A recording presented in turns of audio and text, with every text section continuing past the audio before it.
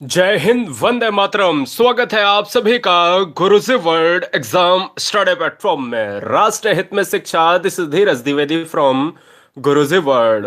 उम्मीद है आप और आपका परिवार बेहतरीन और उम्दा होगा। आज की इस वीडियो में एक नए अंदाज में चीजों को देखेंगे और इस अंदाज में हमने 50 प्रश्न को समाहित किया है। ऐसे क्वेश्चंस को देखने वाले हैं जो एग्जाम में डायरेक्ट ट्रेंड होंगे। साथ ही साथ आपको जब एग्जाम हॉल में पेपर कर रहे होंगे, आप कर रही होंगी, तो हमें जरूर आप याद करने वाले हैं, क्योंकि डायरेक्ट टू डायरेक्ट क्वेश्चंस का लेवल, तरीका, सभी चैप्टर को समाहित किया है। 50 क्वेश्चन में आज का जो स्कोर है, आज का कट ऑफ होना चाहिए, मतलब मिनिमम स्कोर आपको करना होगा 27 प्रश्न। अब देखते हैं 27 में आप पहुंच पाते हैं नहीं। पहला क्वेश्चन बिना रुके फिगर के साथ समझाएंगे। कहता है निम्नलिखित में अल्प प्राण वर्ण कौन से हैं दोस्तों।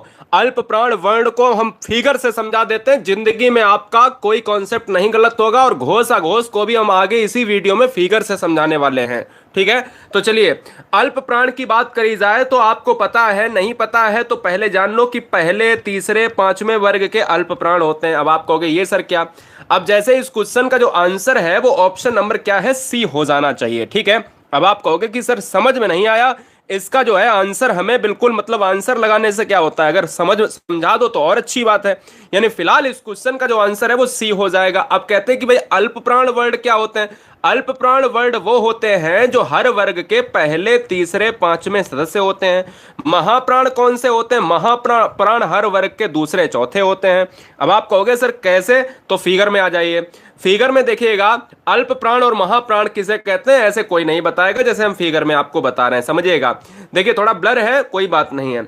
अल्प प्राण की बात करें तो हर वर्ग 1 2 3 4 5 वर्ग होते हैं, और ये अंतस्थ व्यंजन होते हैं, और ये होते हैं क्या भैया, ये होते हैं आपके, कैसे होते हैं, ये होते हैं आपके ऊष्म व्यंजन। तो मुझे अंतस्थ व्यंजन से और ऊष्म व्यंजन से अभी मतलब नहीं है, हमें यहां वर्ग देखना है। पहला, तीसरा, पांचवा, एक एक छोड़ दो, जितने भी आपको येलो कलर के दिखाई दे रहे हैं, पीले कलर के, वो सब क्या है, अल्प प्राण। तो का और गा क्या है, अल्प प्राण हो जाएगा, इसीलिए तो मैंने अल्प प्राण मारा है। और देखिएगा दोस्तों, यहां पर फा और भा दिया है, तो ये क्या हो जाएगा, महाप्राण हो जाएगा। ये व्हाइट कलर में जितने भी दूसरे सदस्य और चौथे सदस्य, हर वर्ग का दूसरा, हर वर्ग का चौथा, ये महाप्राण है। आप देखिए ये व्हाइट कलर लिखा महाप्राण, तो ये सारे महाप्राण हैं। ये येलो कलर से लिखा तो ये 3 5 से ये सब अल्प प्राण है, तो इसलिए इस क्वेश्चन का आंसर हमारा सी चला जाएगा। अगला क्वेश्चन आपके स्क्रीन पर ये रहा, जवाब दीजिएगा। लॉक किया जाए, आंसर क्या होगा। कोई बात नहीं भाई, लेट हो गए, माफी चाहेंगे। क्वेश्चन नंबर नेक्स्ट, जिन शब्दों के अंत में आ आता है, तो बेटा देखो आ आता है तो वो क्या होगा, तो वो हो जाएगा अकारांत हो जाएगा। मतलब आ का साउंड देते हैं, जल, कल, थल, इस तरीके से अगर जो भी आते हैं, जो आ की बात करें, जिन शब्दों के अंत में आ जाए वो अकारांत कहलाते हैं। अकारांत का मतलब है ऑप्शन नंबर डी। अनुस्वार में आप बिंदु जानते हो, अंतर व्यंजन की संख्या 4 होती है यार, अलावा अयोग वाक की संख्या 2 होती है। कौन से होते हैं, अंग और आहा होते हैं, इसलिए इस क्वेश्चन का आंसर डी हो जाएगा। अगले क्वेश्चन की तरफ बढ़ेंगे मेरे लाल, और क्वेश्चन नंबर नेक्स्ट आपके स्क्रीन पर है, लॉक किया जाए। चलिए चलिए बताइएगा, आंसर किया जाए। सभी बच्चे वीडियो को शेयर कर दीजिएगा, जितने भी बच्चे दिख रहे हैं गुरुजी वर्ल्ड एग्जाम स्टडी पर। हर बहन, हर भाई से निवेदन है मेरा, जल्दी से कहें कि लॉक किया जाए। ठीक है, चलिए बहुत बढ़िया। स्वागत है दोस्तों। क्वेश्चन नंबर 3 में कहता है कि निम्नलिखित में कौन सा विराम चिन्ह। आप एक चीज आज जरूर नोट कीजिएगा, आज मैंने ऑल चैप्टर में बहुत अच्छे अच्छे क्वेश्चन हर चैप्टर को समाहित किया है लेस्ट लेवल पर, है ना। लेस्ट लेवल की बात करें तो दोस्तों यहां पर कह रहा लास्ट वाला नहीं दिखाई दे रहा सर। लास्ट वाला नहीं दिखाई दे रहा सर, मतलब लास्ट वाला विकल्प नहीं दिखाई दे रहा, ये वाला। तो बेटा आप ना, आप स्क्रीन पर देखो, स्क्रीन फुल करो। जब कमेंट आप खोल लेती हो या खोल लेते हैं तो आपको लास्ट वाला नहीं दिखाई देगा, आप फुल वाले पर कर लो। जैसे ही आप कमेंट कर लो तो कमेंट बंद कर दो तो दिखाई देगा। ठीक है, निम्नलिखित में कौन सा विराम चिन्ह प्रकार नहीं है, तो आंसर क्या हो जाएगा, आंसर उपदेशक हो जाएगा, आंसर बी हो जाएगा। विवरण होता है, लाघव होता है, निर्देशक होता है। विराम चिन्ह की संख्या अगर एग्जाम में पूछा जाए तो कितनी होती है, तो बताइए, जल्दी से बताइए। 20 होती है। और विराम चिन्ह के जनक कौन होते हैं, जल्दी से बताइए। बताइए, अगर एग्जाम में आ जाए तो क्या है रिवीजन में? कामता प्रसाद हैं, विराम चिन्ह के जनक हैं। ठीक है, ये क्या है? ये भैया है पितामह हैं, ये नोट कर लीजिएगा। आंसर हमारा बी हो जाएगा। अगला क्वेश्चन, प्रेम पथिक के लेखक कौन है? जवाब दीजिएगा, आंसर कीजिएगा, बताइए दोस्तों। प्रेम पथिक एक ऐसा क्वेश्चन लाजवाब और लल्लन टॉप प्रश्न एग्जाम में ट्रेंड होता है। चलिए दोस्तों ध्यान दीजिएगा, अगर प्रेम पथिक पूछा जा रहा है तो आपको एक चीज याद रखना है। मैंने हमेशा आपको बताया कि एक ही महाकाव्य काफी है, कामायनी महाकाव्य काफी है। अब आपको समझ में आ रहा होगा कि ये रचना किसकी है? आंसू। अब आपको समझ में और आ रहा होगा कि ये रचना किसकी है? झरना। अब आपको और समझ में आ रहा होगा दोस्तों कि ये रचना किसकी है? जैसे लहर, है ना? लहर हुआ, आंसू हुआ, कामायनी हुआ, प्रेम पथिक हुआ, ये रचनाएं जयशंकर प्रसाद की हैं, इसलिए इस क्वेश्चन का आंसर सी हो जाएगा। हम तो कहते हैं जितनी हमने लिखी हुई है ना स्क्रीन पर, स्कंदगुप्त और चंद्रगुप्त और बना लीजिएगा। क्या? स्कंदगुप्त और चंद्रगुप्त और बना लीजिएगा दोस्तों, जिससे एग्जाम में क्वेश्चन बढ़े ना, यानी छूटे ना। क्वेश्चन नंबर 5 देखिएगा, अकर्मक का अर्थ क्या होता है? स्वागत है हरसेर हरसेरनी का क्वेश्चन नंबर 5 में। क्वेश्चन कह रहा अकर्मक का अर्थ क्या होता है? आज तांडव दिखा देना है क्वेश्चन नंबर 5 से लेकर 50 तक। हर बच्चे को बता दे कि अभी अभी हम वीडियो में यहां पर भैया आए हैं और कहीं ना कहीं आज क्वेश्चंस की झड़ी लगा देना है आंसर की। अकर्मक में देखिए, आ माने क्या होता है? आ माने होता है नहीं, और कर्म माने होता है कर्म। ठीक है, जहां पर कर्म का पाया ना जाए, यानी जहां पर कर्म हो ही ना, और कर्म जहां पर नहीं होता है वो कर्म रहित कहलाता है। कर्म रहित कहलाता है। रहित माने जहां पर कोई भी चीज, कोई ऑब्जेक्ट विद्यमान ना हो, याद रखिएगा। और निहित और निरत में क्या होता है? जहां पर कर्म होता है। इसलिए 5 नंबर का जो आंसर है वो सी आंसर सही बैठेगा। अगला क्वेश्चन स्क्रीन पर ये रहा। छठा नंबर देखिए, कर्म की बात करी अभी हमने, तो एक क्वेश्चन कर लेते हैं इसी क्रिया से कि लड़का सोता है। अगर एग्जाम में हमने कई बार बताया आपको, आज मैं नोट भी करा देता हूं। अगर आपको कोई सोने की बात करे, आपको कोई पक्षी अगर कोई उड़ रहा है तो उड़ना की बात करे, या उड़ने की बात करे कि पक्षी उड़ते हैं, बताओ क्रिया कौन सी है? कोई अगर हंस रहा है तो हंसने की बात करे, और कोई अगर मुस्कुरा रहा है तो मुस्कुराने की बात करे, और दोस्तों कोई अगर रोने की बात कर रहा है, रोने की बात करे, तो ये सभी अकर्मक के साथ जाएंगे जहां पर कर्म नहीं होता है। यानी यही बात है कि कर्म रहित हो जाएगा, ऑप्शन सी और ऑप्शन सी दोनों में। अगला क्वेश्चन 7 नंबर है, कहता है कि वोवेल को हिंदी में क्या कहते हैं? बताओ, ये भी कोई क्वेश्चन है तो दोस्तों पूछा भी गया है। अब वोवेल को हिंदी में क्या कहते हैं ये आपको बताना है। वोवेल को कहा जाता है, कॉन्सोनेंट होते हैं, वोवेल होते हैं। अगर वोवेल की बात करी जाए तो वोवेल को हिंदी में कहा जाता है, स्वर कहा जाता है। और इन्हीं स्वर की संख्या अगर एग्जाम में पूछ ली जाए तो बेटा वो 11 होती है। इसलिए इस क्वेश्चन का आंसर हमारा बी चला जाएगा। ठीक है, चलेंगे अगले क्वेश्चन की तरफ। 7 नंबर का आंसर क्या हो जाएगा? बी हो जाएगा। अगले क्वेश्चन की तरफ बढ़ेंगे। क्वेश्चन नंबर 8 लिया है, चैप्टर का नाम है प्रत्यय। चैप्टर का नाम है दोस्तों प्रत्यय। आपसे पूछ रहा है कि छलिया, पठनीय व कहानी में कौन सा प्रत्यय है? छलिया, पठनीय व कहानी में कौन सा प्रत्यय है? तो मैं क्या कह दूं इसके लिए? बताइए, मैं क्या यहां पर लॉक कर दूं जिससे आप एग्जाम में क्वेश्चंस को बहुत अच्छी तरीके से यानी समझ पाओ कि प्रत्यय क्या है। प्रत्यय दोस्तों होता है जो पीछे शब्द के लगता है, यानी पीछे जुड़कर शब्द का अर्थ बदल दें, वही क्या है? वही प्रत्यय है। अब हमने कहा कि छलिया में आपका इया आ रहा है, पठनीय में दोस्तों आप ई आ रहा है क्योंकि बड़ी की मात्रा है, नीय में तो ई आ रहा है, कहानी में दोस्तों आनी आ रहा है। तो क्या ऐसे ऑप्शन है? मैंने कहा इया मुझे चाहिए, मैंने कहा मुझे इया चाहिए, तो आंसर हमारा क्या हो जाएगा? डी हो जाएगा। अगला क्वेश्चन आपके स्क्रीन पर है, क्वेश्चन नंबर 9। क्वेश्चन नंबर 9 हमने आपके स्क्रीन पर कई बार कराया, लेकिन आज हमने क्वेश्चन में थोड़ा सा यहाँ पर क्या ले लिया है, क्वेश्चन को ही लिख दिया है कि हिंदी भाषा में वचन कितने प्रकार के होते हैं। तो वचन होते हैं 2 प्रकार के, एक होता है एक वचन और एक होता है बहुवचन। संस्कृत में बेटा कितने होते हैं? 3 होते हैं। साधु का स्त्रीलिंग बताना है। भाई जब लिंग की बात करी, वचन की बात करी, तो एक लिंग से क्वेश्चन भी कर लेते हैं। साधु का स्त्रीलिंग बताना है। जिस तरीके से हम देखते हैं दाता का स्त्रीलिंग क्या होता है? दात्री होता है। इसी तरीके से बेटा हम कर्ता का स्त्रीलिंग देखते हैं तो कत्री होता है, क्या, कत्री होता है। इसी तरीके से साधु की बात करें तो साधु का जो स्त्रीलिंग होता है वो क्या होता है, साध्वी होता है। आंसर हमारा क्या हो जाएगा, डी हो जाएगा। अगले क्वेश्चन की तरफ बढ़ेंगे तो 11 नंबर आपको स्क्रीन पर लेकर आए हैं कारक से। अब ये कारक से क्वेश्चन है, हम उम्मीद ये करते हैं कि कारक वाला क्वेश्चन आपसे छूटेगा नहीं। भैया कारक से क्वेश्चन कह रहा है कि भूखे को अन्न दो। अब एक लाजवाब कॉन्सेप्ट आपको मैं सिखा देता हूं, जिंदगी में कोई क्वेश्चन गलत नहीं होगा। नए बच्चे समझ लें, पुराने बच्चे तो क्वेश्चन को उखाड़ दिए होंगे। अगर नहीं उखाड़ पाओ तो क्वेश्चन 11 नंबर को देखिए, बहुत आसान, चुटकी में सेकंडों में हल कर सकते हो। अब देखिए इसमें कुछ भी नहीं आया है। अब आप कहोगे कि अगर हम यहाँ पर ई ऑप्शन में बढ़ा दें तो यहाँ पर अगर मैं कर्म लगा देता या अधिकरण लगा देता तो बहुत से बच्चों ने अधिकरण इस क्वेश्चन के ऑप्शंस में मारा होगा। अगर कर्म नहीं है तो अधिकरण तो मारा ही होगा। क्यों? क्योंकि इसमें या मैं देख लिया होगा, या अगर मैं यहां पर क्या देखता हूं कि अगर ई में लगा देता हूं कर्म तो कर्म मार देंगे। उसका रीजन है कि कॉन्सेप्ट में थोड़ा सा सजगता नहीं है। कॉन्सेप्ट यह है कि जब भी आप किसी चीज को दे रहे होते हैं दान में, जब भी आप किसी चीज को भेंट में दे रहे होते हैं, जब भी आप किसी चीज को उपहार में दे रहे होते हैं, तो वहां पर क्या होगा, वहां पर हमारा कॉन्सेप्ट संप्रदान कारक में जाएगा। चाहे फिर वो के लिए आए या ना आए, संप्रदान कारक की जो विभक्ति होती है वो क्या होती है, के लिए होती है। ये विभक्ति आए या ना आए इससे कोई भी मैटर, ये कोई मैटर नहीं करेगा। संप्रदान कारक में हमेशा दो चीजें याद रखना है, एक तो के लिए आए और या तो उसमें कोई भी चीज वस्तु दी जा रही हो। ये क्या है, ये दी जा रही है, इसलिए जब भी वस्त्र दिए जाए, अन्न दिया जाए, कुछ भी दिया जाए, एनीथिंग की बात कर रहा है। क्वेश्चन नंबर 12, वाक्य में प्रयुक्त शब्द को क्या कहा जाता है। क्वेश्चन नए लेवल के हैं, आपको समझना चाहिए।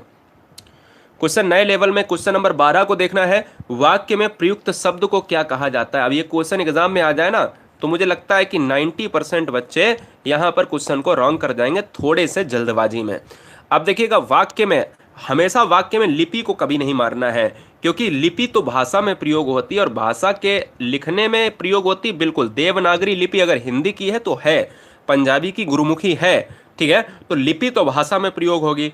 वाक्य में तो हमेशा शब्द को पद के रूप में जानते हैं, इसलिए हमेशा आपको याद रखना है कि जब दोस्तों ध्वनि की बात होती है तो वो ध्वनि होता है, ध्वनि से हम वर्ण की बात करते हैं, वर्ण से दोस्तों हम शब्दों का निर्माण करते हैं और शब्दों से पद की बात होती है।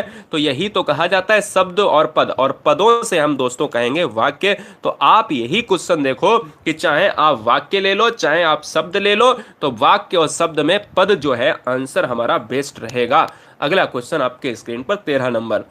क्वेश्चन नंबर 13 को बहुत ध्यान से करने की आवश्यकता है, बहुत ही चुनिंदा क्वेश्चन है विराम चिन्ह का। अब देखिएगा, जहां वाक्य की गति अंतिम रूप ले ले, विचार के तार टूट जाएं, वहां किस चिन्ह का प्रयोग करेंगे, बताना है दोस्तों। अगर कोई भी वाक्य है वो पूरी तरीके से खत्म हो जाए, मतलब आपकी कलम अगर उस जगह रुक जाती है और आपके विचार, आप जो सोच रहे हो वो बिल्कुल खत्म हो जाते हैं और आप पेज खत्म हो चुका है, अब मैं इस किताब को बंद कर देता हूं, ठीक है, कहीं इसका मतलब है कि हमने अपनी बात को पूरा किया या हमारे पूर्ण विराम की तरफ हमारा इशारा जाएगा। क्योंकि पूर्ण विराम में क्या है कि आगे की संभावना खत्म हो जाती है। विराम की अगर बात की जाए दोस्तों तो ऑप्शन नंबर डी है, तो डी लॉक करेंगे। ऑलरेडी मैं बता चुका हूं कि अगर हिंदी में विराम चिन्ह की बात की जाए तो विराम हिंदी में कितने होते हैं, 20 होते हैं और कामता प्रसाद इसके जनक हैं। अगला क्वेश्चन 14 नंबर, आपके दो क्वेश्चन एक एक तीर से दो निशाने मारेंगे, यानी दो निशाने लगाने वाले हैं, एक युगांतर है एक गुंजन है। हो सकता है अगर एग्जाम में यहां से क्वेश्चन बन जाए तो मजा ही आ जाएगा। आपसे कहता है दोस्तों कि भाई युगांतर किसकी रचना है या गुंजन किसकी रचना है। बेटा युगांतर, युगांतर जो है देखा जाए, गुंजन देखा जाए, तो आप किसको लॉक करेंगे, दिमाग लगाओ, दिमाग लगाओ एक बार, फिर मैं बताता हूं, ठीक है। चलिए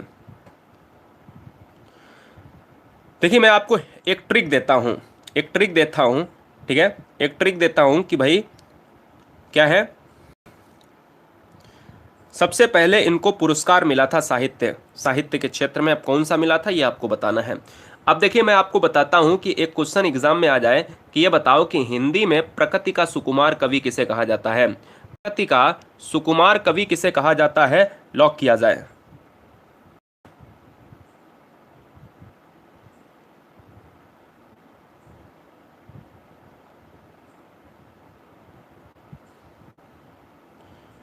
नेट कनेक्शन ठीक है, क्लियर है, चलो कोई बात नहीं।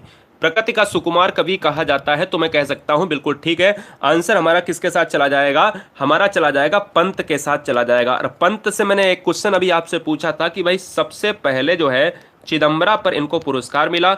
चिदम्बरा जैसी रचनाओं को, ग्राम्या जैसी रचनाओं को, ठीक है, ग्राम्या रचना है, चिदम्बरा रचना है, युगांतर रचना है और गुंजन रचना है, ये इनसे क्वेश्चन बाहर नहीं जाएगा। आंसर हमारा किसके साथ चला जाएगा, आंसर हमारा ऑप्शन नंबर सी चला जाएगा। सूर्यकांत त्रिपाठी निराला जिस बच्चे ने मारा है वो गलत हो जाएगा। क्लियर है, चलेंगे अगले क्वेश्चन की तरफ। अगले क्वेश्चन की तरफ चिदम्बरा पर ज्ञानपीठ पुरस्कार मिला था। अगले क्वेश्चन की तरफ बढ़ेंगे दोस्तों, क्वेश्चन नंबर नेक्स्ट।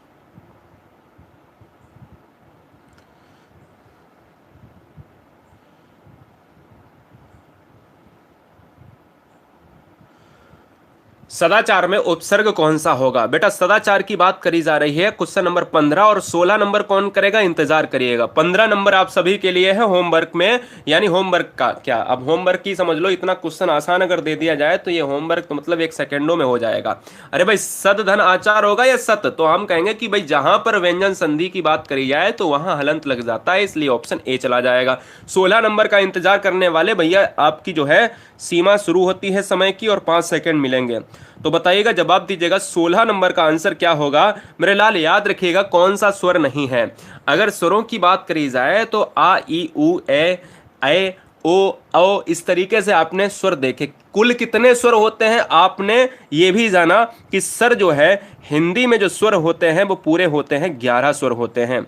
अगर वो कौन कौन से होते हैं तो जरा नीचे कमेंट बॉक्स में हमें लिख के दिखाइए, हमें नीचे कमेंट बॉक्स में लिख के दिखाइए। अब हम बात कर लेते हैं व्यंजन की। तो आपने एक वर्ग सुना होगा पा, उसी पा वर्ग में पा फा आता है, पाफा बा आता है और भा आता है और माँ आता है।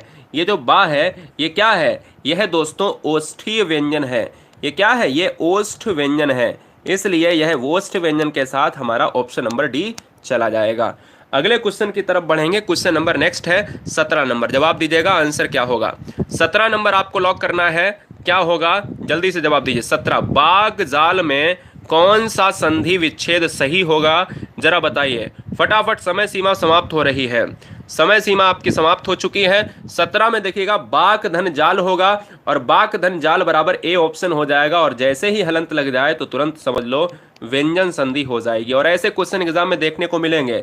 डायरेक्ट आपसे ऐसे भी पूछ सकता है कि वाक जाल में कौन सी संधि है, ऑप्शन में स्वर दे सकता है, ऑप्शन में व्यंजन दे सकता है, ऑप्शन में विसर्ग दे सकता है, तब फिर उसको तुरंत एकदम से उसको तोड़ लीजिए और जैसे ही हलंत आ जाए तुरंत व्यंजन मार दीजिए। अगला क्वेश्चन है खिलाड़ी गमनीय शब्द में कौन सा प्रयुक्त जो है प्रत्यय यूज हुआ है, कौन सा प्रत्यय दोस्तों यूज हुआ है, जवाब दीजिए। खिलाड़ी में कौन सा प्रत्यय है, जरा एक बार कमेंट करके बताइए। तो मैं कहता हूं खिलाड़ी में अगर देखा जाए तो आप आड़ी मार सकते हो, आप गमनीय में देखा जाए तो आप ई मार सकते हो। तो ये क्या है, ये हैं आपके शब्द के अंश हैं, और शब्द के अंश क्या कहलाते हैं, शब्दांश कहलाते हैं, और शब्दांश ही पीछे जुड़कर प्रत्यय कहलाते हैं, और जो आगे जुड़ेंगे वो उपसर्ग कहलाएंगे। इसलिए इस क्वेश्चन का जो आंसर है वो ऑप्शन नंबर ए लॉक हो जाएगा। चलिए क्वेश्चन नंबर 19 आपके स्क्रीन पर है। हरशेर हरशेरनी का यहाँ पर इंतजार है क्वेश्चन नंबर 19 के आंसर की तरफ। क्या है, गुरुदेव। अब ये गुरुदेव है तो गुरुदेव में आपको क्या मारना है, गुरुदेव में आपको समास मारना है। तो पहले तो इस चीज़ को आप क्या करोगे कि भाई इसका सामासिक विग्रह कर लोगे।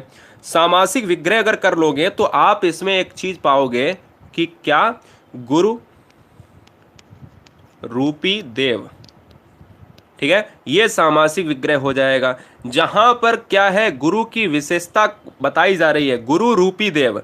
अब गुरु रूपी देव या देव की विशेषता की बात कर ले तो आप क्या समझते हो इसमें, आप एक चीज तो यहां पर विशिष्ट तौर से देख सकते हो कि भाई वहां पर की विशेषता है, और जहां विशेषता है वहां पर विशेषण जरूर है, और जैसे ही रूपी आया है वैसे ही कर्मधारय समास की तरफ इशारा जा रहा है। आंसर हमारा क्या हो जाएगा, ऑप्शन नंबर डी।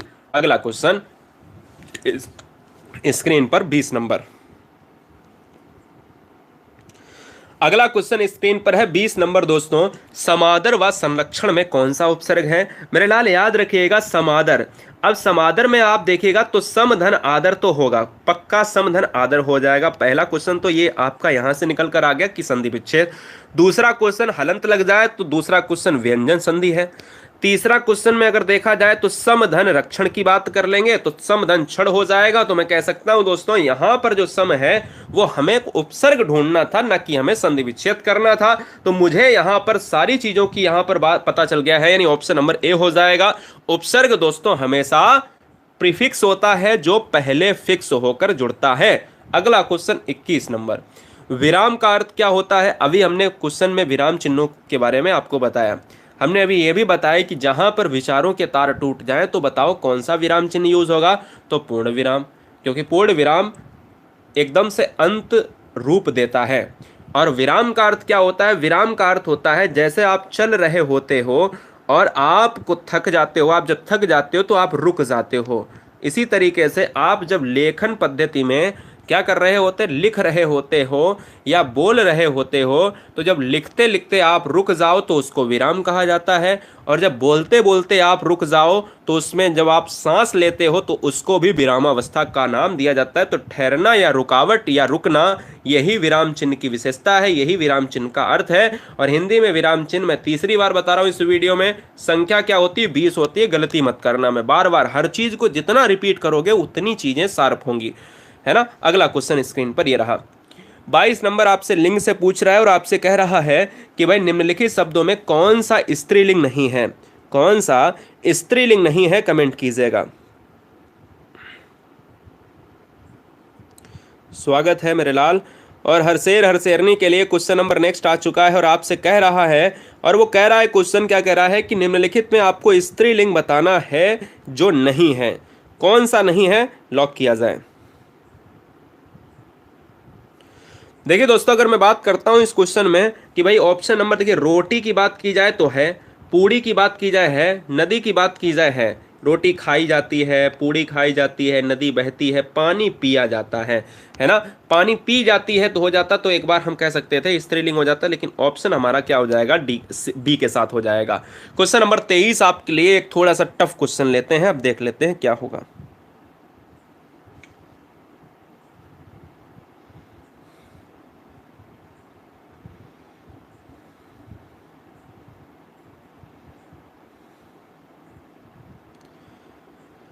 बताइए दोस्तों आंसर क्या होगा।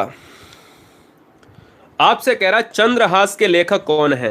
अब चंद्रहास के लेखक के लिए मैं आपको एक हिंट दे देता हूं जो हमेशा मैंने आपको दी है, कि ये बताइएगा कि हिंदी के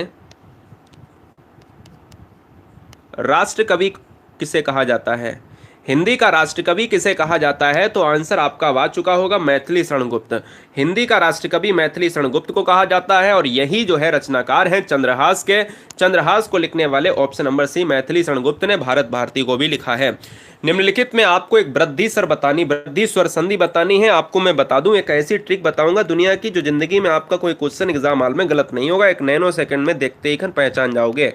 और वो भी संधियों को केवल मात्र एक मात्रा के आधार पर। जैसे अगर मैं देख लूं दोस्तों, यहां पर आपको एक ऐसा वृद्धि संधि की ट्रिक मैं बताता हूं। वृद्धि संधि की ट्रिक है ये है कि आपको ये वाला डंडा देखना है और इस पर जो है दो मात्राएं देखनी है। अब दो मात्राएं अगर देखनी है तो ये आपको मिल जाएगा। अब इन चारों में से देख लिए दो मात्राएं ऊपर वाले डंडे में कौन सी है, नहीं मतलब बीच वाले अक्षर में कौन सी हैं। अगर आप गुणसंधि की ट्रिक जानते हो तो गुणसंधि में आपको क्या है, एक मात्रा होनी चाहिए ऐसी वाली, ठीक है। चाहे वो अ की हो, चाहे वो ओ की हो, चाहे वो अ की इसमें हो, चाहे वो ओ की इसमें हो। अब वृद्धि संधि में देखिएगा यहां पर मैंने कहा कि दो मात्राएं होनी चाहिए, तो ये वृद्धि संधि होगी। तो मतलब ऑप्शन नंबर सी हो रहा है। ये देखिएगा महोषधि में हा है, तो मैंने कहा कि चाहे ओ की हो चाहे औ की हो, ये दो मैंने इसको देखना है, मुझे इससे मतलब नहीं है, ये मुझे मात्राएं दिखनी चाहिए। अगला क्वेश्चन है 25 नंबर, ठीक है। ये क्या होता है ना, एक शॉर्ट टर्म होता है। जब एग्जाम हमारे पास में होता है तो मुझे ये प्रेशर से हटाने के लिए, जो आपके ऊपर प्रेशर जमा हुआ है ना, इसको हटाने के लिए हमें जो है ट्रिक्स का यूज करना पड़ता है बेटा। क्योंकि हमें पता है कि आप बच्चे बहुत ज्यादा, जब एग्जाम होता है ना, प्रेशर बहुत ज्यादा होता है, जिससे कहीं ना कहीं बच्चा आती हुई चीजों को गलत करता है। क्वेश्चन नंबर 25, कर्मधारय समास का उदाहरण आपको बताना है, लॉक करना है, जवाब देना है। कर्मधारय समास का उदाहरण आपको लॉक करना है मेरे लाल। हम आपसे कहते हैं कि भैया ये बताओ, हम आपसे ये कहते हैं कि कर्मधारय समास क्या है। कर्मधारय समास वो है जहां पर आपको विशेषता की बात करी जाए या विशेषण पद प्रधान हो। विशेषता की बात अगर करी जाए तो वही आंसर हो जाएगा। अब आप कहते हो सर कैसे? आप देखिए, गगन चुंबी गगन को चूमने वाला या गगन चुंबी आप कुछ भी कह लो, निकल रहा है? नहीं निकल रहा। पाठशाला किसकी शाला? पाठशाला पढ़ने के लिए। नहीं बेटा। नीलकंठ, नीला है कंठ, किसका है? भगवान महाकाल का। नहीं निकल रहा है। तो विशेषता का मतलब है विशेषता निकलनी चाहिए। अब विशेषता निकलनी चाहिए तो ऑप्शन नंबर डी में ही ऐसा पॉइंट है जो हमारा सही हो सकता है, क्योंकि श्वेत पत्र जो है ना, पत्र कैसा है, तो आपका तुरंत दिमाग जाएगा कि पत्र नीला है, काला है, श्वेत है या हरा है। तो ये श्वेत पत्र है, इसकी पत्र की विशेषता ही है कि श्वेत पत्र है। आंसर हमारा डी चला जाएगा। चलिए, एक बात हुई है दोस्तों यहाँ पर समास की, अब बात कर लेते हैं कारक की। अब क्वेश्चन में कह रहा है, क्या कह रहा है? क्वेश्चन में कह रहा है कि कर्म कारक के लिए प्रयुक्त होने वाला चिन्ह कौन सा होगा। कर्म कारक के लिए जो प्रयुक्त होने वाला चिन्ह है वो दोस्तों कौन सा होगा, बताइएगा।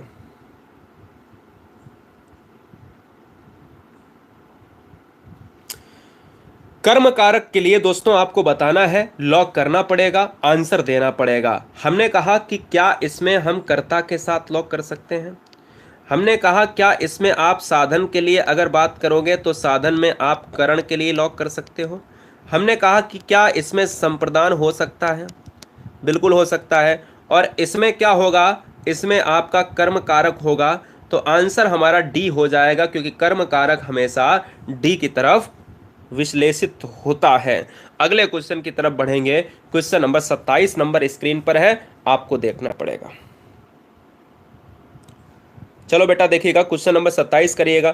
इनमें से विकारी शब्द कौन सा है? कमेंट किया जाए। इनमें से विकारी शब्द कौन सा है?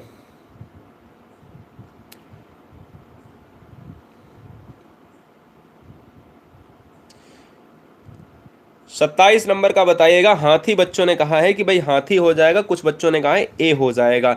देखो, विकारी शब्द दो शब्द होते हैं, एक होता है अविकारी जिसको अव्यय कहा जाता है, और एक होता है विकारी। विकारी शब्द वो होते हैं, समझ लो ट्रिक बहुत आसान है, कि जो अपने लिंग वचन के अनुसार बदल जाएं वो विकारी हैं। जैसे क्या? जैसे अगर देखो भैंस का क्या हो जाए? भैंसिया हो जाए समझ लो, ठीक है। चाचा का चाची हो जाए तो ये विकारी हैं, मतलब लिंग बदल जाए, ठीक है। भाई का बहन हो जाए, मेरी बात समझ रहे ना? लिंग अगर बदल जाए, मौसा का मौसी हो जाए, मामा का मामी हो जाए, क्या है? कुत्ता का डॉट डॉट। तो आप समझ रहे हो कि मैं कह सकता हूं, क्या है, मैं कह सकता हूं दोस्तों कि यहां पर जो विकारी होंगे, जो बदल जाते हैं, वो विकारी हैं। अविकारी में बदलते नहीं हैं। जैसे हाथी है, इस क्वेश्चन का आंसर हो जाएगा, ये विकारी शब्द है। हाथी, हथिनी, मेरी बात समझ रहे ना? तो इसलिए ये कोई बता रहा है कि कंठ भी तो नीला है, मतलब इतनी तोपें बरसाएंगे ना, हालत तुम्हारी खराब कर देंगे। कंठ भी तो नीला है, कह रहा इसमें कहने कर्मधारय होगा है? कंठ भी तो नीला है, महादेव से पूछो जाके, बताएंगे, जाओ। तो यार याद रखो कि इस क्वेश्चन का जो आंसर है वो ऑप्शन नंबर क्या हो जाएगा? डी हो जाएगा। यहां उधर इधर, इनको तो मतलब इनको कोई भी जो है दुनिया की ताकत आ जाए, इनको जो है लिंग इनका बदल ही नहीं सकता, इनका वचन बदल ही नहीं सकता। इसलिए इस क्वेश्चन का आंसर डी हो जाएगा। विकारी में आपको लिंग बदलने का मौका मिल जाता है। अगला क्वेश्चन 28 नंबर।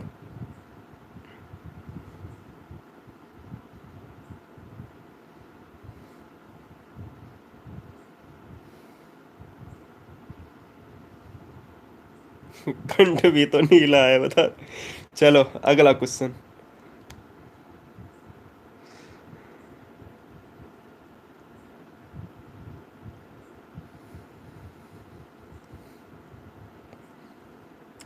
Question number 28।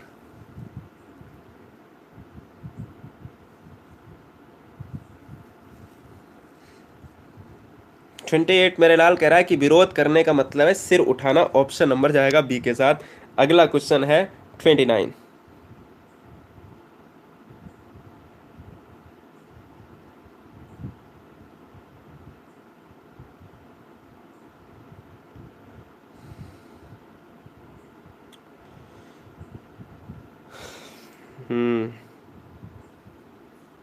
चलो भाई, क्वेश्चन कह रहा है 29 दोस्तों, निम्नलिखित में कौन सा घोष वर्ण है? अब घोष वर्ण को 29 भैया जल्दी तो नहीं करा सकते है ना, अब देखिए 29 देखेगा क्या है, क्वेश्चन को बहुत ही फिगर वाइज समझ लेते हैं, फिगर में क्या है उस चीज को देख लेते हैं। निम्नलिखित में कौन सा घोष वर्ड है? मेरे लाल ध्यान दीजिएगा, अगर घोष वर्ड की बात करी जाए 29 में, तो आपको हम फिगर से समझा देते हैं कि घोष क्या है, घोष क्या है, एकदम से एग्जाम के लिए बिल्कुल तैयार कर देते हैं आपको एक नैनो सेकंड में। अब देखिए यहाँ पर जो आंसर है वो यहाँ पर क्या हो जाना चाहिए, वो हो जाना चाहिए ऑप्शन नंबर बी हो जाना चाहिए। घोष वर्ड क्या होता है आपको जनवा देता हूँ कि हर वर्ग का पहला दूसरा क्या होता है, अघोष होता है। हर वर्ग का पहला दूसरा अघोष होता है, और हर वर्ग के लास्ट के क्या होते हैं, 3 4 5, ये क्या होते हैं, घोष होते हैं। अब आप कहोगे कि नहीं समझ में आया, माँ ही क्यों सर आपने बता दिया घोष वर्ड होगा, तो समझ लो इस चीज को। अब आपको यहाँ पर समझना चाहिए कि माँ मैंने क्यों मारा है। देखिए अघोष वर्ड जो दिख रहे हैं ये पीले कलर के हैं, और सघोष वर्ड जो दिख रहे हैं जिसको घोष कहा जाता है, सघोष को दिमाग में ये ना लगाना कि सघोष को घोष कहा जाता है, एक ही चीज है, ठीक है।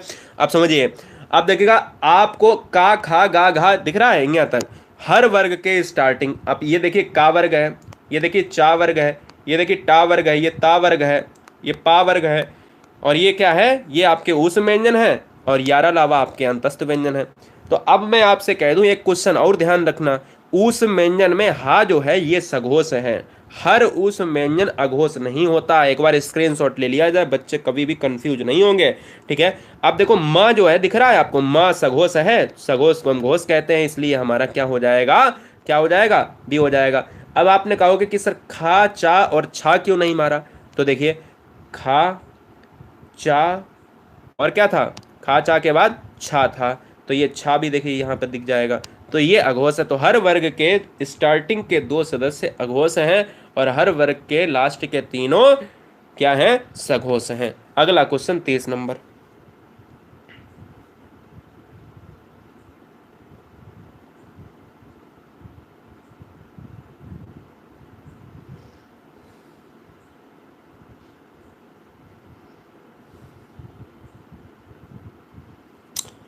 श्री कामता प्रसाद गुरु जी ने विराम चिन्हों को किस भाषा से लिया है, तो आपको हिंदी में मैं आपको एक रोचक तथ्य बताता हूं, हिंदी में जो विराम चिन्ह है ना जिनकी संख्या 20 है, वो किस भाषा से लिए गए हैं, अंग्रेजी भाषा से लिए गए हैं, ये दिमाग में डाल लीजिएगा। क्वेश्चन नंबर 31 आपके स्क्रीन पर है, लॉक किया जाए,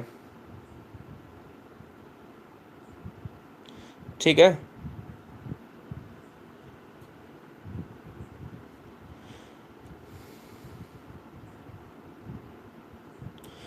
क्वेश्चन कह रहा है कि 31 में कह रहा लोगों ने शोरगुल करके डाकुओं को भगाया, लोगों ने शोरगुल करके डाकुओं को भगाया, तो मैं कहूंगा कि कर्ता ने कर्म को। अब कर्ता ने कर्म को, तो मतलब ऑप्शन नंबर डी हो जाएगा। स्वागत है। क्वेश्चन नंबर 32 देखिएगा, द्वाअपि में कौन सा सही संधि विच्छेद होगा, जवाब दीजिए। द्वाअपि को देखा जाए तो द्वौ धन अपि हो जाएगा, क्या हो जाएगा, द्वौ धन अपि हो जाएगा, इसलिए इस क्वेश्चन में जो आंसर है वो ऑप्शन नंबर बी हो जाएगा। अगले क्वेश्चन की तरफ बढ़ेंगे, 33 नंबर सुपरफास्ट में। 33 नंबर कह रहा है, क्या कह रहा है, 33 नंबर आपसे कह रहा है साफ साफ कि भाई किस समास में दोनों पद प्रधान होते हैं, बहुब्री में कोई पद प्रधान नहीं, इसमें दूसरा पद प्रधान, इसमें संख्यावाची पद प्रधान, और इसमें दोनों पद प्रधान, आंसर सी हो जाएगा। अगला क्वेश्चन 34 नंबर, बहुत तेजी से 34 नंबर आपसे कुछ कह रहा है, आपसे क्या कह रहा है भैया कि 34 में अति जो है ना, अति उपसर्ग, दुनिया के जितने भी उपसर्ग वाले हैं जहां पर अति लगा हो, तो ये बताओ अति का मतलब क्या होता है, अति का अर्थ पूछ रहा है, अति का अर्थ पूछ रहा है। चैनल पर पहली बार है तो चैनल को सब्सक्राइब कर लें राष्ट्रहित में। आपसे कह रहा अति, अति का मतलब होता है अधिक, अति का मतलब क्या होता है, अधिक होता है, बाहुल्य होता है। अगला 35 नंबर, श्रृंगार सोरठा किसकी रचना है, बताइए। श्रृंगार सोरठा किसकी रचना है, मैं कहता हूं श्रृंगार सोरठा किसकी रचना है, तो यहां पर ध्यान दिया जाए, तुलसीदास में आप दोहावली, कवितावली, रामचरितमानस और क्या लगाते हो, जल्दी से बताओ। जायसी में पद्मावत है, जायसी की क्या है, पद्मावत है, इनकी क्या है, दोहावली है, दोहावली के चांस भी आने के। आमिर खुसरो, आमिर खुसरो की क्या है, खालिक वारी, खालिक वारी रचना है। राम रहीम की कौन सी है, राम रहीम नाम आ रहा है याद, ठीक है ना राम रहीम, अब समझ रहे ना, तो फिलहाल ऑप्शन जाएगा भाई डी के साथ, रहीम जी के साथ।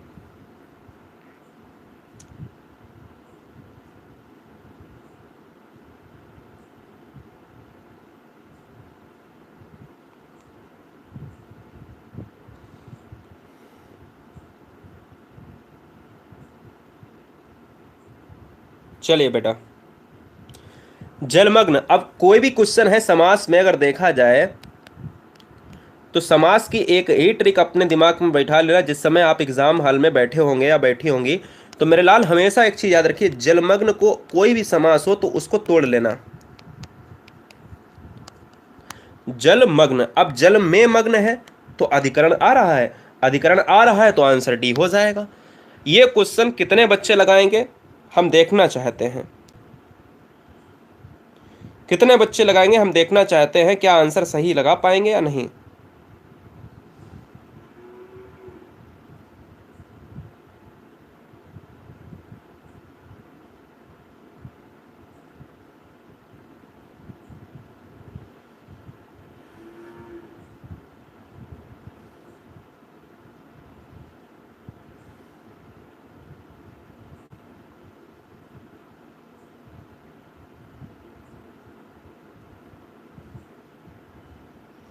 कौन सा मृत्युपरांत, सारे तो मृत्युपरांत लिखे हुए हैं, कौन सा मृत्युपरांत। एक भी बच्चा इस क्वेश्चन को लगा सकता है क्या, कौन बच्चा लगा सकता है, कमेंट कीजिएगा। सारे मृत्युपरांत लिखे हुए, बेटा ध्यान दीजिएगा, इसका जो आंसर है वो मृत्युपरांत ऑप्शन नंबर, अगर देखिए ये वाला ऑप्शन नहीं है तो इसमें ये लगा लीजिए, विवाद में फंसेगा क्वेश्चन, जब भी एग्जाम में आएगा तो ये विवाद में फंसेगा। ठीक है, ये वाला ऑप्शन नंबर बी होना चाहिए, मेरे हिसाब से बी होना चाहिए। अब ध्यान दीजिएगा, अब बी नहीं होगा तो आपको क्या कहोगे, अब जब बी भी ना हो तब सी भी ना हो, तब फिर सबसे बेस्ट आंसर सी बैठता है। लेकिन अब मैं आपको बता देता हूं कि क्वेश्चन का आंसर ना बी है ना सी है, ऑप्शन नंबर ए माना जाता है। अब क्या है, इसको लॉजिक के रूप में आपके सामने हमने रखा है एनसीईआरटी को। अब देखिए मृत्युपरांत, तो यही है मृत्युपरांत, ये देखो मृत्युपरांत बराबर मृत्युधन उपरांत, मृत्युपरांत बराबर मृत्युधन उपरांत। ये देखिए संधि के बनाने के नियम, ऊ धन ऊ बराबर ऊ, संधि कौन सी है, दीर्घ है, ये किस में आती है, स्वर संधि में आती है। इसलिए हमने कॉन्सेप्ट में हर चीज को समाहित किया है, जैसे आप कोई भी चीज, कोई भी लॉजिक ये ना कह पाओ कि सर ये कैसे हो सकता है, ये क्यों हो सकता है, क्यों नहीं हो सकता है। अगला क्वेश्चन आपके स्क्रीन पर,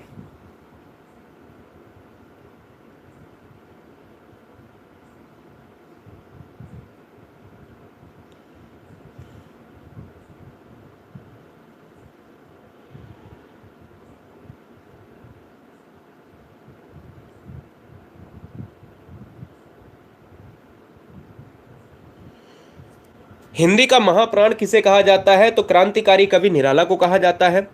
लड़की चौलड़ी पहने है, रेखांकित पद में कौन सा क्या हो जाएगा, समास हो जाएगा, बताइएगा। रेखांकित पद में आपको कौन सा समास मारना है, तो लड़की चौलड़ी पहने हैं, तो चौलड़ी की बात करी जा रही है दोस्तों। क्या 4 आ रहा है या 14 आ रहा है, कमेंट कीजिए। हमें संख्या से मतलब है, हमने कहा द्विगु समास हो जाएगा क्योंकि संख्यावाची पद प्रधान में द्विगु समास हो ही जाता है। अगले क्वेश्चन की तरफ बढ़ेंगे, क्वेश्चन नंबर 40 आपके स्क्रीन पर है, लॉक किया जाए। 40 नंबर आपके स्क्रीन पर है मेरे लाल, और आपसे कह रहा है कि यड़ संधि का संबंध किस संधि विशेष से है, तो यड़ संधि का संबंध है उसी से है जिस तरीके से आप यड़ की बात करते हो, जिस तरीके से आप वृद्धि की बात करते हो, इनमें से कोई भी एक आ सकता है।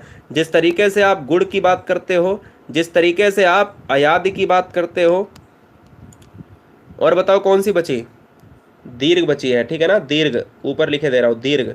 तो ये संधि होती हैं 5 प्रकार की। तो एग्जाम में आ भी सकता है कि ये बताओ स्वर संधि कितने प्रकार की होती है, 5 प्रकार की होती है, नोट कर लेना, हर बार मैं नहीं बताऊंगा। स्वर संधि, संधि 3 प्रकार की होती है लेकिन स्वर संधि उनमें 5 प्रकार की होती हैं जो लिखी हुई है। यड़ पूछा गया था, यड़ देखिए यहां पर है, स्वर संधि का पार्ट है। अगला क्वेश्चन 41 नंबर आपके स्क्रीन पर, 41 नंबर आपके स्क्रीन पर है, और आपसे कुछ कह रहा है, कह रहा जो करेगा सो भरेगा। मैं आपको ट्रिक बताता हूं, ट्रिक में हमेशा अगर ऐसे आता है तो आपको संबंध वाचक सर्वनाम लगाना है।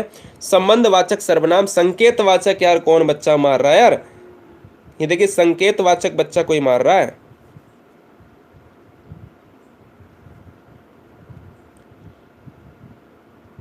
संबंधवाचक सर्वनाम की बात अगर करी जाए तो मैंने क्या कहा, संकेतवाचक वो वाक्य होता है, संकेतवाचक सर्वनाम तो यहां पर है ही नहीं। यहां पर क्या, संबंधवाचक में जो जैसा करेगा वो वैसा भरेगा, जिसकी लाठी उसकी भैंस, है ना, इस तरीके जिसकी उसकी, जो जैसा करेगा वो वैसा भरेगा, तो आंसर हमारा ऑप्शन बी जाएगा। मुख्य क्रिया के अर्थ को स्पष्ट करने वाली क्रिया का नाम क्या है, तो आपको मैं बता देता हूं।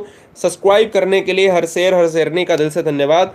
वीडियो को लाइक करने के लिए आप सभी का दिल से धन्यवाद। गुरुजी वर्ल्ड एग्जाम स्टडी पर कोई भी बहन कोई भी भाई हमारा नया प्लेटफॉर्म पर जुड़ा है, हृदय से जुड़िएगा।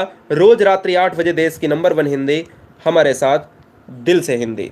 क्वेश्चन नंबर 42 का आंसर सी हो जाएगा, क्योंकि मुख्य क्रिया का अर्थ स्पष्ट करने वाली केवल सहायक क्रिया ही है। अगला क्वेश्चन है 43 नंबर की, बे अविकारी शब्द जो दो शब्दों या वाक्यों अथवा वाक्य खंड को जोड़ते हैं वो क्या कहलाते हैं। बेटा अगर बात करते हैं कि ऐसे अविकारी शब्द क्या कहलाते हैं, तो मैं यही कहूंगा कि भाई वो वाक्य खंडों को जोड़ते हैं तो वो कहलाते क्या हैं, वो समुच्चय बोधक कहलाते हैं। इसलिए इस क्वेश्चन को इंपॉर्टेंट में नोट किया जाए या स्क्रीनशॉट फटाफट ले लिया जाए। ठीक है, चलिए संविधान का सही संधि विच्छेद क्या होता है, कमेंट किया जाए। संविधान का सही संधि विच्छेद, संविधान का संधि विक्रय क्या होगा, समधन विधान होता है, व्यंजन संधि हो जाती है। इसलिए 44 नंबर का कोई भी यहाँ पर ज्यादा व्याख्या करने की आवश्यकता नहीं है, बस इतनी व्याख्या हो सकती है, हलंत लगा है और व्यंजन संधि। अगर देखा जाए व्यंजन संधि कैसे बनती है, तो आप सभी जानते हो, जिस तरीके से स्वरों का निर्माण, व्यंजन का निर्माण स्वरों से होता है, इसी तरीके से हम क्या करते हैं, हम वहां पर तोड़ तोड़ कर वर्णों को संधि बनाते हैं। मनोहर शब्द में कौन सी संधि है, तो जरा जवाब दीजिएगा। मनोहर, अगर मनोहर संधि को देखा जाए तो मनोहर में संधि विग्रह करोगे तो आपका दो चीजें आएंगी, एक आएगा मनः और एक आएगा हर। मनः धन हर बराबर मनोहर होता है। जैसे ही मनः धन होगा तो वैसे ही विसर्ग हो जाएगा, क्योंकि यहां पर विसर्गों का मेल आ रहा है। 46 देखिएगा, अथवा व्याकरण की दृष्टि से है। अथवा एक शब्द दिखाई दे रहा है आपको, ये अथवा क्या है ये आपको बताना है। अथवा भैया क्या है, आपको लॉक करना है। तो अथवा जो है आपका क्या है, अथवा आपका है अव्यय है। अथवा अव्यय है तो अथवा अव्यय है, तो अव्यय तो अविकारी भी होता है, तो बिल्कुल होता है। अविकारी क्यों है अव्यय, अव्यय की बात करी जाए तो अव्यय यहाँ है, यानी अविकारी भी है। अव्यय तहाँ है, अव्यय जैसा है वैसा है, इसलिए है, अथवा है। ठीक है, तो ये ऐसे शब्द हैं जो मतलब वचन और लिंग के अनुसार बदल ही नहीं सकते, मतलब अपनी स्थिति को बरकरार रखते हैं, वही अव्यय कहलाते हैं। मैं खाना खा चुका था, अब मैं खाना खा चुका था तो देखिएगा भूत तो हो नहीं सकता है, संदिग्ध तो हो नहीं सकता, क्योंकि संदिग्ध का मतलब होता है कि जब कोई चीज पता ना हो, संदिग्ध अवस्था में हो। ठीक है, अब देखिए यहां पर देखिए सामान्य भूत है, पूर्ण भूत है, आसन्न भूत है। अब यहां पर दिक्कत आती है, तो जब भी ऐसी बात करी जाए तो वहां पर आसन्न और पूर्ण लगाने की आवश्यकता नहीं, बस आराम से कह दो कि मैं खाना खा चुका था, तो बिल्कुल सामान्य भूत है। सामान्य भूतकाल का मतलब होता है जो चीजें हो चुकी होती है, प्रेजेंट में हम कर रहे होते हैं, पास्ट में हम कर चुके होते हैं और फ्यूचर में हम करने वाले होते हैं। 48 में क्या होता है, कौन सा स्त्रीलिंग शब्द बिना प्रत्यय से जुड़ा हुआ है, आपको लॉक करना है। बहुत आसान प्रश्न है, मतलब बिना प्रत्यय से जुड़ा हुआ है, बताइए ऐसा शब्द आपको बताना है जो बिना प्रत्यय से जुड़ा हुआ है। जैसे अगर नातिन को देखा जाए तो नातिन को नाती से नाती हो गया, देखिए नाती से ये नाती हो गया। हिरण की बात करी जाए, हिरण, हिरण से हिरणी हो गया। बाघ से दोस्तों बाघिन हो गया। लेकिन बहिन जो ना, यही आंसर हो जाएगा, ये बिना प्रत्यय। अब देखिए बहिन तो बहिनी है, भाई बहिन हो सकता है, लेकिन भाई का तो कोई मेल ही नहीं, ये तो डायरेक्ट नाती से नातिन, हिरण से हिरणी, बाघ से बाघिन, ये बहन तो बहन है ही। तो इसलिए यही क्वेश्चन है, यही प्रत्यय से जुड़ा नहीं है, आंसर हमारा ए जाएगा। लिंग की दृष्टि से दही क्या है, कमेंट कीजिएगा। दही भी एग्जाम में पूछा गया है, तो दोस्तों दही जो है हमेशा क्या, दही खाया जाता है, इसलिए दही हमेशा पुल्लिंग होता है। और दोस्तों दूध भी पुल्लिंग होता है, और छाछ जो है हमेशा स्त्रीलिंग में आता है। ठीक है, इसलिए हमारा जो आंसर है वो ऑप्शन नंबर बी जाएगा। और 50 नंबर आप सभी के लिए होमवर्क में आपको लॉक करना है। स्वागत है दोस्तों, चलिए बताइएगा। 50 नंबर आप सभी को होमवर्क में करना है लॉक। लॉक किया जाए। टेलीग्राम ग्रुप को ज्वाइन करने के लिए टेलीग्राम ग्रुप को ज्वाइन कर लीजिएगा।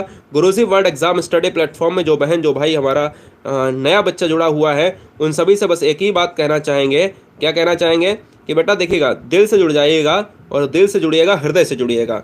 सब्सक्राइब कर ले रेड बटन को दबाकर, टेलीग्राम को ज्वाइन कर लें और इंस्टाग्राम पर फॉलो करें गुरुजी वर्ल्ड सर, GURUJI, एक स्पेस नहीं करना है, WORLD और SIR, कोई भी स्पेस नहीं है। इंस्टा में कोई स्पेस नहीं है। और यहाँ पर अगर सर्च करना है टेलीग्राम तो यहाँ पर है स्पेस GURUJI, एक space WORLD, Guruji world Telegram. ठीक है, love you guys, thanks for watching video. Guruji world exam study, वंदे मातरम, इंकलाब जिंदाबाद। मस्त रहिए, आबाद रहिए, ऐसे ही मुस्कुराते रहिएगा। स्वस्थ होना आपके लिए बेहद जरूरी है।